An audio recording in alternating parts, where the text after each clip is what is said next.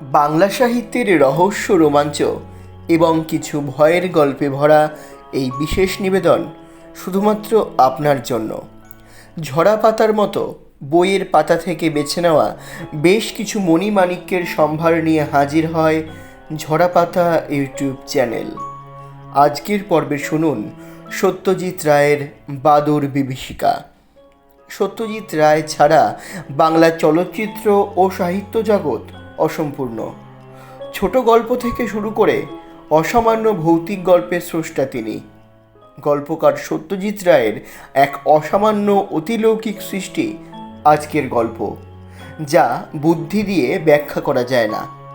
চেনা জগতের বাইরে রহস্যে মোড়া এক অদ্ভুত জগৎ নিয়ে আজকের গল্প বাদুড় বিভীষিকা।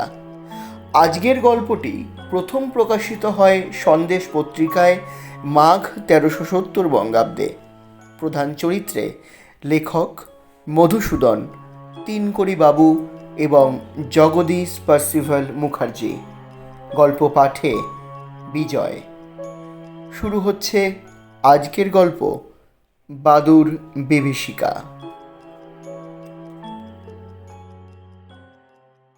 বাদুড় জিনিসটা আমার মোটেই ধাতে সয় না।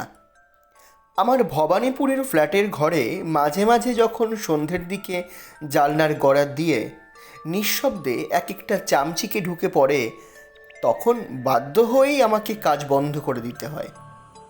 বিশেষ করে গ্রীষ্মকালে যখন পাখা ঘোরে, তখন যদি চামচিকে ঢুকে মাথার ওপর বাঁই বাঁই করে ঘুরতে থাকে আর খালি মনে হয় এই বুঝি ব্লেডের সঙ্গে ধাক্কা খেয়ে মাটিতে পড়ে ছটফট শুরু করবে, তখন যেন আমি একেবারে দিশেহারা বোধ করি। প্রায় ঘর থেকে বেরিয়ে যেতে হয়। আর আমার চাকর বিনোদকে বলি, ওটাকে তাড়াবার যা হোক একটা ব্যবস্থা করো। একবার তো বিনোদ আমার ব্যাডমিন্টন র্যাকেটের এক বাড়িতে একটা চামচিকে মেরেই ফেলল। সত্যি বলতে কি, কেবলমাত্র যে অস্বস্তি হয় তা নয়, তার সঙ্গে যেন একটা আতঙ্কের ভাবও মেশানো থাকে। বাদুড়ের চেহারাটাই আমার বরদাস্ত হয় না।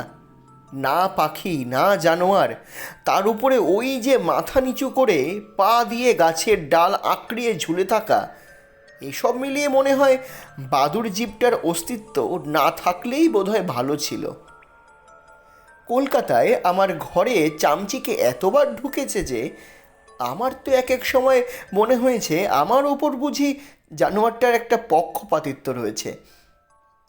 কিন্তু তাই বলে এটা ভাবতে পারিনি যে সিউড়িতে এসে আমার বাসস্থানেও ঢুকে ঘরের কড়িকাঠের দিকে চেয়েই দেখব সেখানেও একটা বাদুড় ঝোলায়মান। এই যে রীতিমতো বাড়াবাড়ি, ওটিকে বিদেয় না করতে পারলে তো আমার এ ঘরে থাকা চলবে না। এই বাড়িটার খোঁজ পাই আমার বাবার বন্ধু তিনকড়ি কাকার কাছ থেকে। এককালে ইনি সিউড়িতে ডাক্তারি করতেন, এখন রিটায়ার করে কলকাতায় আছেন। বলা বাহুল্য, সিউড়িতে এর অনেক জানাশোনা আছে। তাই আমার যখন দিন সাতেকের জন্য সিউড়িতে যাবার প্রয়োজন হলো, আমি তিনকড়ি কাকার কাছেই গেলাম। তিনি শুনে বললেন, সিউড়ি কেন? সিউড়ি কেন? কি করা হবে সেখানে? আমি বললাম যে বাংলাদেশের প্রাচীন পোড়াইটের মন্দিরগুলো সম্বন্ধে আমি গবেষণা করছি। একটা বই লেখার ইচ্ছে আছে। এমন সুন্দর সব মন্দির চারদিকে ছড়িয়ে আছে, অথচ সেই নিয়ে কেউ আজ অবধি একটা প্রামাণ্য বইও লেখেনি। ওহো, তুমি তো আবার আর্টিস্ট, তোমারও বুঝি ওই দিকেই শখ। তা বেশ বেশ, কিন্তু শুধু শিওরে কেন? ওরকম মন্দির তো বীরভূমের অনেক জায়গাতেই রয়েছে। সুরুল, হেতমপুর, দুবরাজপুর, ফুলবেড়া, বীরসিংহপুর, এসব জায়গাতেই তো ভালো ভালো মন্দির আছে। তবে সেসব কি অতই ভালো যে তাই নিয়ে বই লেখা যায়? যাই হোক, তিনকড়ি কাকা একটা বাড়ির সন্ধান দিয়ে দিলেন আমায়। পুরনো বাড়িতে থাকতে তোমার আপত্তি নেই তো? আমার এক পেশেন্ট থাকতো বাড়িতে, এখন কলকাতায় চলে এসেছে। তবে যতদূর জানি ওই দারোয়ান গোছের একজন রয়েছে ওখানে, সেই দেখাশোনা করে। বেশ বড় বাড়ি, তোমার কোনো অসুবিধে হবে না। পয়সা করেও লাগবে না, কারণ পেশেন্টটিকে আমি একবারে জমের হাত থেকে ছিনিয়ে এনেছিলাম। ওই তিনবার দিন সাতেকের জন্য তার বাড়ির একটা ঘরে একজন গেস্ট থাকবে। আমি এমন অনুরোধ করলে সে খুশি হয়ে রাজিই হবে। হলো তাই। কিন্তু সাইকেল রিক্সা করে স্টেশন থেকে মালপত্র নিয়ে বাড়িটায় পৌঁছে ঘরে ঢুকেই দেখি বাদুর। বাড়ির তত্ত্বাবধায়ক বৃদ্ধ দারোয়ান গোছের লোকটিকে হাঁক দিলাম। কি নাম হে তোমার? আজ্ঞে মধুসূদন। বেশ তো মধুসূদন, ওই বাদুর বাবাজি কি বরাবরই এই ঘরে বাস করেন, না আজ আমাকে অভ্যর্থনা করতে এসেছেন? মধুসূদন কড়িকাঠের দিকে মাথা চুলকিয়ে বলল, আগে তা তো খেয়াল করিনি বাবু, এ ঘরটা তো বন্ধই থাকে, আজ আপনি আসবেন বলে খোলা হয়েছে। কিন্তু ইনি থাকলে তো আবার আমার থাকা মুশকিল হবে। ও আপনি কিছু ভাববেন না বাবু, ও সন্ধে হলে আপনিই চলে যাবে। তা না হয় গেল, কিন্তু কাল যেন আবার ফিরে না আসে তার একটা ব্যবস্থা হবে কি? আর আসবে না? আর কি আসে? এ তো আর বাসা বাঁধেনি যে আসবে। রাত্রিরে কোন সময় ফস করে ঢুকে পড়েছে, দিনের বেলা তো চোখে দেখতে পায় না, তাই বেরোতে পারেনি। চাটা খেয়ে বাড়ির সামনের বারান্দাটায় একটা পুরনো বেতের চেয়ারে এসে বসলাম। বাড়িটা শহরের এক প্রান্তে। সামনে উত্তর দিকে কার যেন মস্ত আমবাগান। গুড়ির ফাঁক দিয়ে দূরে দিগন্ত বিস্তৃত ধানক্ষেত দেখা যায়। পশ্চিম দিকে একটা বাঁশঝাড়ের ওপর দিয়ে একটা গির্জের চূড়ও দেখা যায়। সিউড়ির এটি একটি বিখ্যাত প্রাচীন গির্জা। রোদটা পড়লে একটু ওদিকটায় ঘুরে আসবো বলে স্থির করলাম। কাল থেকে আবার কাজ শুরু করব। খোঁজ নিয়ে জেনেছি সিউড়ি ও তার আশেপাশে 20-25 মাইলের মধ্যে অন্তত খান 30 পোড়াইটের মন্দির আছে। আমার সঙ্গে ক্যামেরা আছে এবং অপর্যাপ্ত ফিল্ম। এইসব মন্দিরের গায়ের প্রতিটি কারুকার্যের ছবি তুলে ফেলতে হবে। ইটের আয়ু আর কতদিন? এসব নষ্ট হয়ে গেলে বাংলাদেশ তার এক অমূল্য সম্পদ হারাবে। আমার রিস্টওয়াচের দিকে চেয়ে দেখি 5:30। গির্জের মাথার পেছনে সূর্য অদৃশ্য হলো। আমি আর ভেঙে চেয়ার ছেড়ে উঠে সবে বারান্দার সিঁড়ির দিকে পা বাড়িয়েছি, এমন সময় আমার কান ঘেঁষে শন শন শব্দ করে কি যেন একটা উড়ে আমবনের দিকটায় চলে গেল। শোবার ঘরে ঢুকে কড়িকাঠির দিকে চেয়ে দেখি বাদুরটা আর নেই। যাক, বাঁচা গেল। সন্ধেটা অন্তত নির্বিঘ্নে কাটবে। হয়তোবা আমার লেখার কাজও কিছুটা এগিয়ে যেতে পারে। বর্ধমান, বাঁকুড়া আর 24 পরগনার মন্দিরগুলো এর আগেই দেখা হয়ে গিয়েছিল। সেগুলো সম্পর্কে লেখার কাজটা সিউড়িতে থাকতে থাকতেই আরম্ভ করব ভেবেছিলাম। রোদটা পড়তে আমার টর্চটা হাতে নিয়ে গির্জের দিকটায় বেরিয়ে পড়লাম। বীরভূমের লাল মাটি, অসমতল জমি, তাল আর খেজুর গাছের সারি, এসবই আমার বড় ভালো লাগে। তবে সিউড়িতে আমার এই প্রথম আসা। প্রাকৃতিক দৃশ্য উপভোগ করার উদ্দেশ্যে যদিও আসিনি, তবুও এই সন্ধেটায় লাল গির্জের আশপাশটা ভারী মনোরম লাগলো। হাঁটতে হাঁটতে গির্জে ছাড়িয়ে পশ্চিম দিকে আরও খানিকটা পথ এগিয়ে গেলাম। সামনে দেখলাম খানিকটা জায়গা রেলিং দিয়ে ঘেরা। দূর থেকে কারো বাগান বলে মনে হয়। একটা লোহার গেটও রয়েছে বলে মনে হলো। আরও খানিকটা এগিয়ে গিয়ে বুঝলাম বাগান নয়, গোরস্থান। খান 30 খ্রিস্টানদের কবর রয়েছে গোরস্থানটায়। কোনোটির ওপর কারুকার্য করা পাথর বা ইটের স্তম্ভ, আবার কোনোটিতে মাটিতে শোয়ানো পাথরের ফলক। এগুলো যে খুবই পুরনো তাতে কোনো সন্দেহ নেই।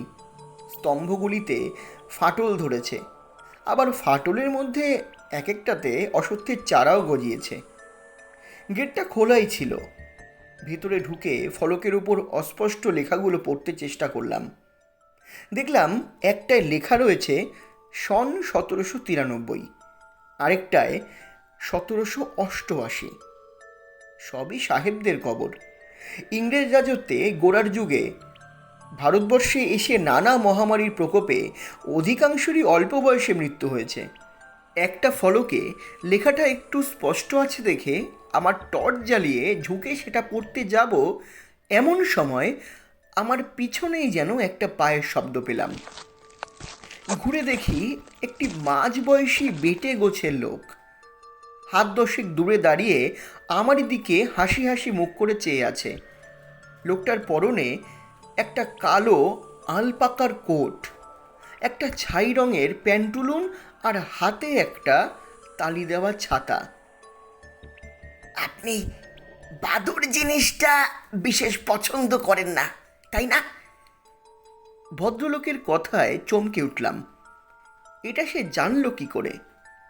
আমার বিস্ময় দেখে ভদ্রলোক হেসে বললেন, ভাবছেন কি করে জানলুম? খুবই সোজা। আপনি যখন আপনার বাড়ির দারোয়ানটিকে আপনার ঘরের বাদুরটাকে তাড়িয়ে দেবার কথা বলছিলেন, তখন আমি কাছাকাছিই ছিলুম। ও তাই বলুন। ভদ্রলোক এইবার আমাকে নমস্কার করলেন। নমস্কার, আমার নাম জগদীশ পার্সিভাল মুখার্জি। আমাদের 4 পুরুষের বাস এই সিউড়িতে। খ্রিস্টান তো, তাই সন্ধ্যের দিকটা গির্জা গোরস্থানের আশপাশটায় ঘুরতে বেশ ভালোই লাগে। অন্ধকার বাড়ছে দেখে আস্তে আস্তে বাড়ির দিকে পা ফেরালুম। ভদ্রলোক আমার সঙ্গ নিলেন। কেমন যেন লাগছিল লোকটিকে। এমনিতে নিরীহ বলেই মনে হয়, কিন্তু গলার স্বরটা যেন কেমন কেমন মিহি, অথচ রীতিমতো কর্কশ। আর গায়ে পড়ে যেসব লোক আলাপ করে তাদের আমার এমনিতেই ভালো লাগে না। টর্চের বোতাম টিপে দেখি সেটা জ্বলছে না। মনে পড়লো হাওড়া স্টেশনে একজোড়া ব্যাটারি কিনে নেব ভেবেছিলাম, সেটা আর হয়নি। কি মুশকিল, রাস্তায় সাপ খোপ থাকলে তো দেখতেও পাবো না। ভদ্রলোক বললেন, আপনি টর্চের জন্য চিন্তা করবেন না। অন্ধকারে চলাফেরার অভ্যেস আছে আমার, বেশ ভালোই দেখতে পাই। এই সামনে সামনে একটা গর্ত আছে কিন্তু। ভদ্রলোক আমার হাতটা ধরে একটা টান দিয়ে বাঁদিকে সরিয়ে দিলেন। তারপর বললেন, ভ্যাম্পায়ার কাকে বলে জানেন? সংক্ষেপে বললুম, জানি। ভ্যাম্পায়ার কে না জানে? রক্তচোষা বাদুড়কে বলে ভ্যাম্পায়ার ব্যাট। ঘোড়া, গরু, ছাগল ইত্যাদির গলা থেকে রক্ত চুষে খায়। আমাদের দেশে বাদুড় আছে কিনা জানি না, তবে বিদেশি বইয়ে ভ্যাম্পায়ার ব্যাটের কথা পড়েছি। শুধু বাদুড় কেন, বিদেশি ভুতুড়ে গল্পের বইয়ে পড়েছি মাঝরাত্রিরে কোনো কোনো কবর থেকেও মৃতদেহ বেরিয়ে এসে জ্যান্ত ঘুমন্ত মানুষের গলা থেকে রক্ত চুষে খায়। তাদেরও বলে ভ্যাম্পায়ার। কারণ ড্রাকুলা রোমহর্ষক কাহিনী তো স্কুলে থাকতেই পড়েছি। আমার বিরক্ত লাগলো এই ভেবে যে বাদুড়ের প্রতি আমার বিরূপ মনোভাবের কথা জেনেও ভদ্রলোক আবার গায়ে পড়ে বাদুড়ের প্রসঙ্গ তুলছেন কেন। এরপরে দুজনেই কিছুক্ষণ চুপচাপ। আমবাগানটা পাশ কাটিয়ে বাড়ির কাছাকাছি পৌঁছতেই ভদ্রলোক হঠাৎ বললেন, আপনার সঙ্গে আলাপ করে বিশেষ আনন্দিত হলুম। আছেন তো কদিন? বললুম, দিন সাতেক। বেশ বেশ, তাহলে তো দেখা হবেই। তারপর গোরস্থানের দিকটায় আঙুল দেখিয়ে বললেন, সন্ধ্যের দিকটায় ওদিক পানে এলেই আমার দেখা পাবেন। আমার বাপ পিতামহের কবরও ওখানেই আছে। কাল আসবেন, দেখিয়ে দেব। আর চলি। মনে মনে বললুম, তোমার সঙ্গে যত কম দেখা হয় ততই ভালো। বাদুড়ের উৎপাত যেমন অসহ্য, বাদুড় সম্পর্কে আলোচনাও তেমনি অতৃপ্তিকর। অনেক অন্য বিষয়ে চিন্তা করার আছে। বারান্দার সিঁড়ি দিয়ে ওঠার সময় পিছন ফিরে দেখলুম ভদ্রলোক অন্ধকার আমবনটার ভিতরেই অদৃশ্য হয়ে গেলেন। বনের পিছনে ধানক্ষেতের দিক থেকে তখন শিয়ালের কোরাস আরম্ভ হয়ে গেছে। আশ্বিন মাস, তাও যেন কেমন গুমোট গরম করে রয়েছে। খাওয়া দাওয়া করে বিছানায় শুয়ে কিছুক্ষণ এপাশ ওপাশ করে ভাবলুম, বাদুড়ের ভয়ে জানলা দরজাগুলো বন্ধ করে দিয়েছিলাম, সেগুলো খুলে দিলে বোধহয় কিছুটা আরাম হতে পারে। কিন্তু দরজাটা খুলতে ভরসা হলো না। বাদুড়ের জন্য নয়, দারোয়ান বাবাজির ঘুম যদি হালকা হয়, চোরের উপদ্রব থেকেও বোধহয় রক্ষা পাওয়া যাবে। কিন্তু এই সব মফস্বল শহরে মাঝে মাঝে দেখা যায় দরজা খোলা রাখলে রাস্তার কুকুর ঘরে ঢুকে চটি জুতো দফা রফা করে ফিরে যায়। এই অভিজ্ঞতা আমার আগে অনেকবার হয়েছে। তাই অনেক ভেবে দরজা দুটো না খুলে পশ্চিম দিকের জানলাটা খুলে দিলুম। দেখলুম বেশ ঝিরঝির করে হাওয়া আসছে। ক্লান্ত থাকায় ঘুম আসতে বেশি সময় লাগলো না। ঘুমের মধ্যে স্বপ্ন দেখলুম জানলার গড়া দিয়ে মুখ লাগিয়ে সন্ধেবেলার সেই ভদ্রলোকটি আমার দিকে চেয়ে হাসছেন। তার চোখ দুটো জল জলে সবুজ, তার দাঁতগুলো কেমন যেন সরু সরু আর ধারালো। তারপর দেখলুম ভদ্রলোক দুপা পিছিয়ে গিয়ে হাত দুটো উঁচু করে এক লাফ দিয়ে গড়াত ভেদ করে ঘরের মধ্যে এসে পড়লেন। ভদ্রলোকের পায়ের শব্দেই যেন আমার ঘুমটা ভেঙে গেল। চোখ মেলে দেখি ভোর হয়ে গেছে। কি বিদঘুটের স্বপ্ন রে বাবা! বিছানা ছেড়ে উঠে মধুসূদনকে একটা হাঁক দিয়ে বললুম চা দিয়ে যেতে। সকাল সকাল খেয়ে বেরিয়ে না পড়লে কাজের অসুবিধে হবে। মধুসূদন বারান্দায় বেতের টেবিলে চা রেখে চলে যাওয়ার সময় লক্ষ্য করলাম তাকে যেন কেমন বিষণ্ণ দেখাচ্ছে। বললাম, কি হলো মধুসূদন, শরীর খারাপ নাকি? নাকি রাত্রে ঘুম হয়নি? মধুসূদন বলল, না বাবু, আমার কিছুই হয়নি, হয়েছে আমার বাছুরটার। কি হলো আবার? কাল রাত্রিরে সাপের কামড় খেয়ে মরে গেছে। সে কি, মরেই গেল? আগে হ্যাঁ, তার মরবে না বাবু, এই সবে 7 দিনের বাছুর, গলার কাছটায় মেরেছে সবল, কি জানি গোখরো নাকি। মনটা কেমন জানি খচখচ করে উঠল। গলার কাছে, গলায় ছোবল, কালই যেন। হঠাৎ মনে পড়ে গেল ভ্যাম্পায়ার ব্যাটের কথা। জন্তু জানোয়ারের গলা থেকে রক্ত শুষে নেয় ভ্যাম্পায়ার ব্যাট। কিন্তু পরক্ষণেই মনে হলো সাপের ছোবলে বাছুর মরবে, এতে আর আশ্চর্য কি? আর বাছুর যদি রাত্রে শুয়ে থাকে তাহলে গলায় ছোবল লাগাটা তো কোনো অস্বাভাবিক ব্যাপার নয়। আমি মিছিমিছি দুটো জিনিসের মধ্যে একটা সংযোগ স্থাপনের চেষ্টা করছি। মধুসূদনকে সান্ত্বনা দেবার মতো দু একটা কথা বলে কাজের তোড়জোড় করব বলে ঘরে ঢুকতেই দৃষ্টি যেন আপনা থেকেই কড়িকাঠের দিকে চলে গেল। কালকে সেই বাদুড়টা আবার কখন জানি তার জায়গায় এসে আশ্রয় নিয়েছে। ওই জানলাটা খোলাতেই এই কাণ্ডটা হয়েছে। ভুলটা আমারই।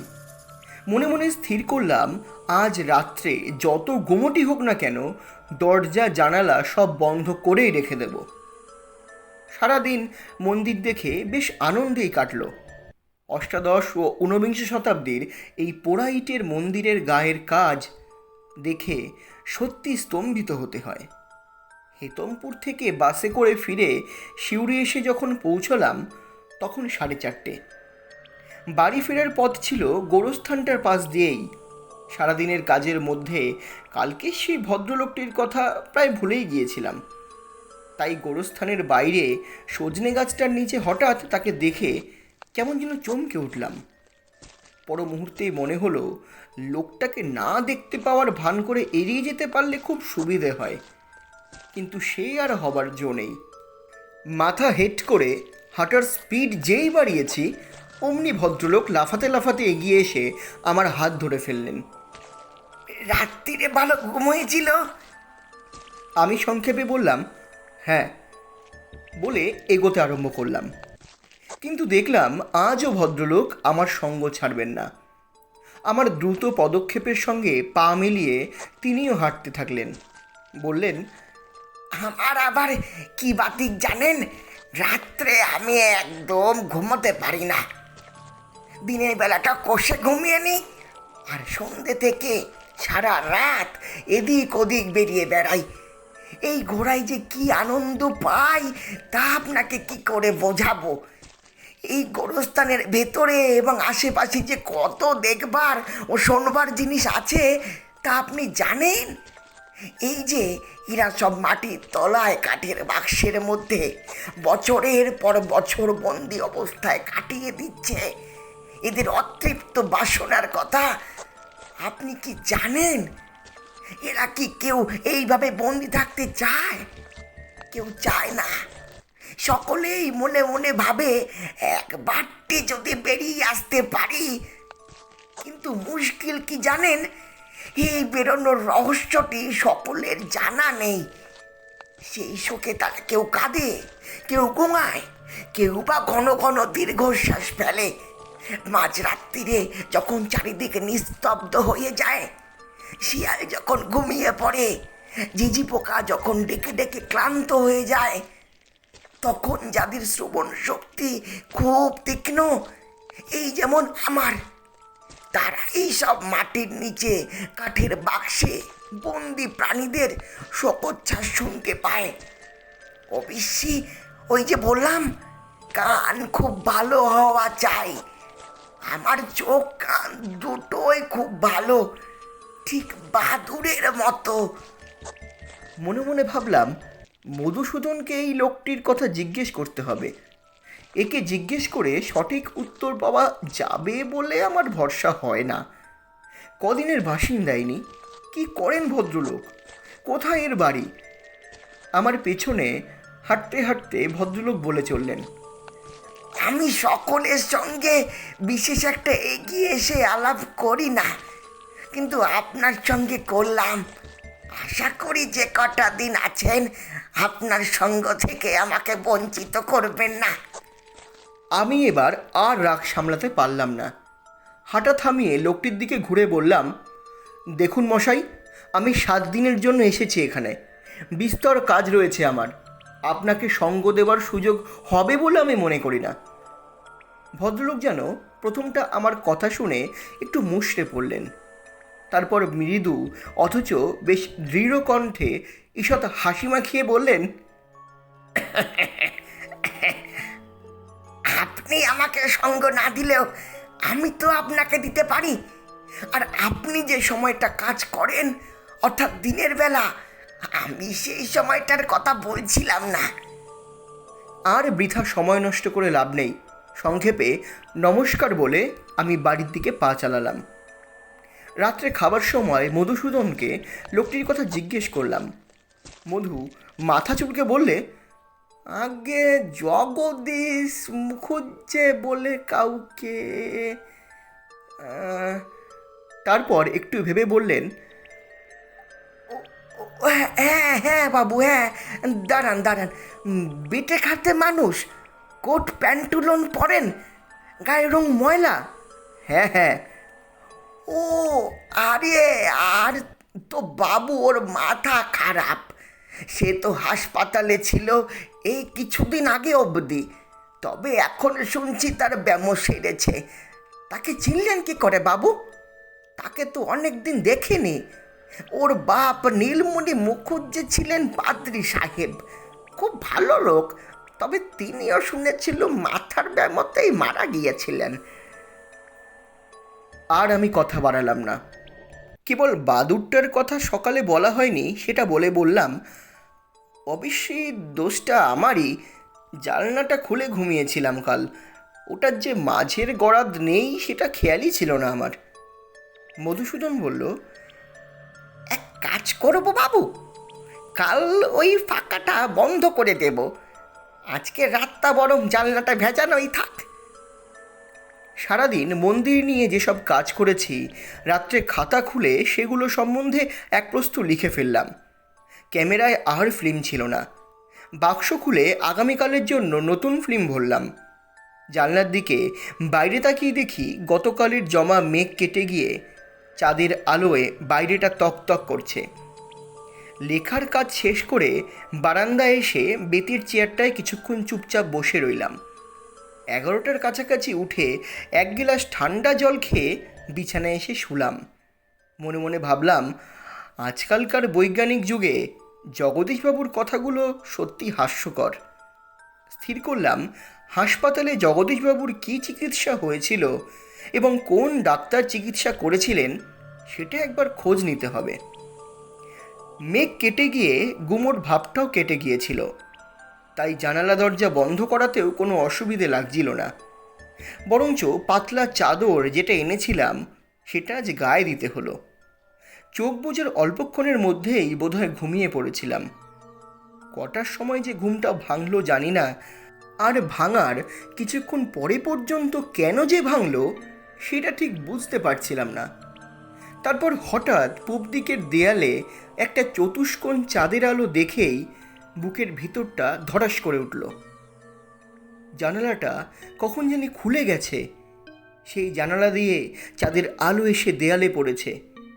তারপর দেখলাম চতুষ্কোণ আলোটার ওপর দিয়ে কিসের একটা জানি ছায়া বারবার ঘুরে ঘুরে যাচ্ছে। নিঃশ্বাস প্রায় বন্ধ করে ঘাটটা ফিরিয়ে উপর দিকে চাইতেই বাদুরটাকে দেখতে পেলাম। আমার খাটের ঠিক উপরেই বাদুরটা বনবন করে চড়কি পাক ঘুরছে, আর ঘুরতে ঘুরতে ক্রমশ নিচে আমার দিকে নামছে। আমি প্রাণপণ চেষ্টা করে যতটা সাহস সঞ্চয় করা যায় করলাম।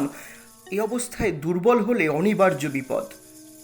বাদুরটার দিক থেকে দৃষ্টি না ফিরিয়ে আমার ডান হাত খাটের পাশের টেবিলের দিকে বাড়িয়ে টেবিলের উপর থেকে আমার শক্ত বাঁধাই খাতাটা তুলে নিলাম। 3-4 হাতের মধ্যেই বাদুরটা যেই আমার কণ্ঠনালীর দিকে তাক করে একটা ঝাঁপ দিয়েছে, আমিও সঙ্গে সঙ্গে খাতাটা দিয়ে তার মাথায় প্রচণ্ড একটা আঘাত করলাম। বাদুরটা ছিটকে গিয়ে জানালার গড়াদের সঙ্গে একটা ধাক্কা খেয়েই একেবারে ঘরের বাইরে মাঠে গিয়ে পড়ল। পর মুহূর্তেই একটা খচমচ শব্দে মনে হলো কে যেন ঘাসের উপর দিয়ে দৌড়ে পালালো। জানালার কাছে গিয়ে ফাঁক দিয়ে গলা বাড়িয়ে দেখলাম কোথাও কিচ্ছু নেই, বাদুরটারও চিহ্ন মাত্র নেই। বাকি রাত আর ঘুমোতে পারলাম না। সকালে রোদ উঠতেই রাত্রের বিভীষিকা মন থেকে অনেকটা কেটে গেল। এ বাদুর যে ভ্যাম্পায়ার এখনো পর্যন্ত তার সঠিক কোনো প্রমাণ নেই। আমার দিকে বাদুরটা নেমে আসছিল মানেই যে আমার রক্ত খেতে আসছিল তারও সত্যি কোনো প্রমাণ নেই। ওই বিদঘুটের লোকটি ভ্যাম্পায়ারের প্রসঙ্গ না তুললে কি আর আমার ও কথা মনে আসতো? কলকাতায় যেমন বাদুর ঘরে ঢোকে, এই বাদুরকেও তারই সমগোত্রীয় বলে মনে হতো। যাই হোক, হেতমপুরের কাজ বাকি আছে। চা পান সেরে 6:30 নাগাদ বেরিয়ে পড়লাম। গোরস্থানের কাছাকাছি আসতেই একটা আশ্চর্য দৃশ্য দেখলাম। স্থানীয় কয়েকটি লোক জগদীশবাবুকে ধরাধরি করে নিয়ে আসছে। দেখে মনে হলো জগদীশবাবু অজ্ঞান, আর তার কপালে যেন চাপ বাঁধা রক্তের দাগ। কি হয়েছে জিজ্ঞেস করাতে সামনের লোকটি হেসে বলল, বোধহয় গাছ থেকে পড়ে গিয়ে মাথাটি ফাটিয়ে অজ্ঞান হয়েছেন। বললাম, সে কি, গাছ থেকে পড়লেন কেন? আরে মশাই, এ লোক বদ্ধ পাগল। মাঝে একটু সুস্থ হয়েছিল, তার আগে সন্ধেবেলা এ গাছে সে গাছে উঠে মাথা নিচু করে ঝুলে থাকতো, ঠিক বাদুড়ের মতো।